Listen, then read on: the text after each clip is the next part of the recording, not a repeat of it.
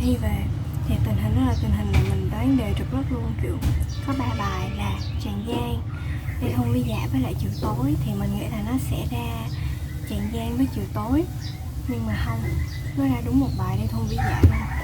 Nhưng mà nói chung là mình ôn cả 3 bài được kỹ như nhau, và mình ôn Lê Thông Vi Dạ cũng đặc biệt kỹ nữa nên là cũng ổn. Môn địa thì mình có sai một lỗi hơi tào lao, hơi tiếc một xíu, nhưng mà nói chung nhìn chung thì cũng được.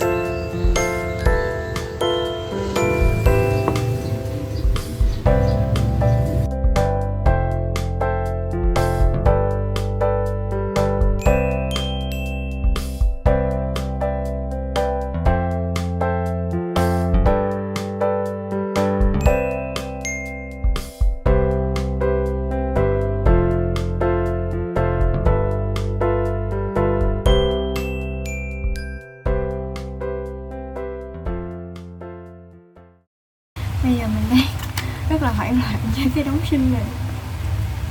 Đấy là tại vì hôm trước, cái tuần trước khi thi là mình cũng đã có học sơ sơ với cái đóng này rồi. Mình cảm thấy là mình rất là thuộc và mình thấy nó rất là ngắn.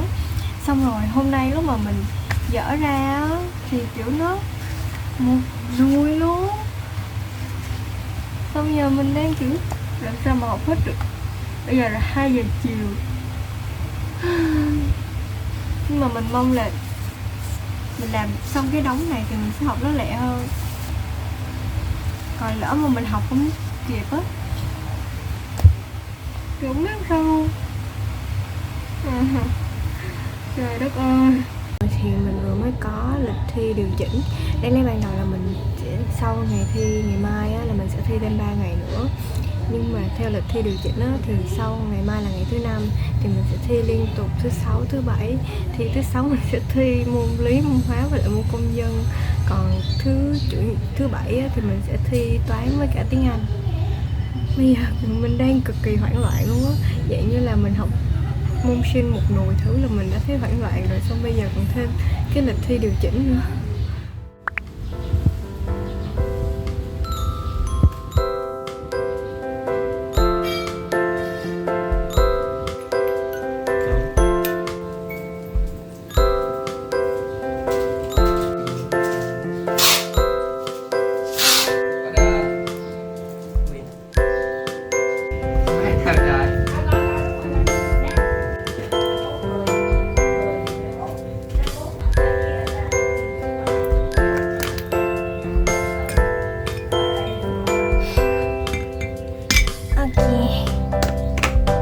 Mình uống nước lọc thôi, tại vì hôm qua mình uống cà phê nhưng mà mình pha hơi ít sữa nên là mình bị say cà phê mọi người ạ.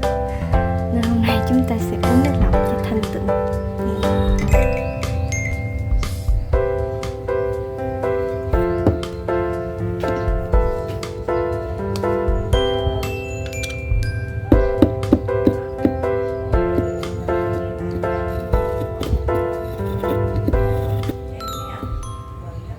Bây giờ bắt đầu tiếp tục học lý thuyết hóa.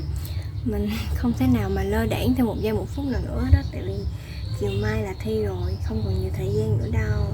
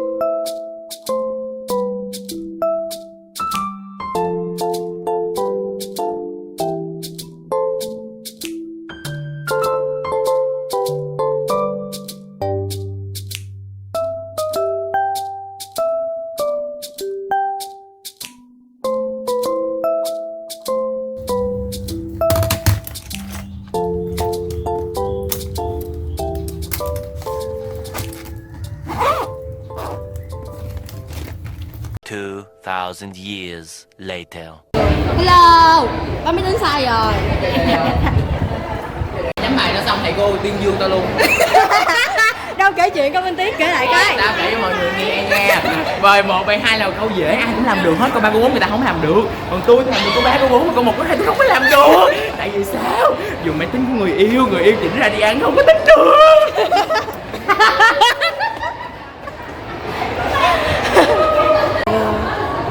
Vừa mới thi xong 3 môn là môn công dân, môn hóa và môn lý, thì nói chung là kết quả cũng khá là ok.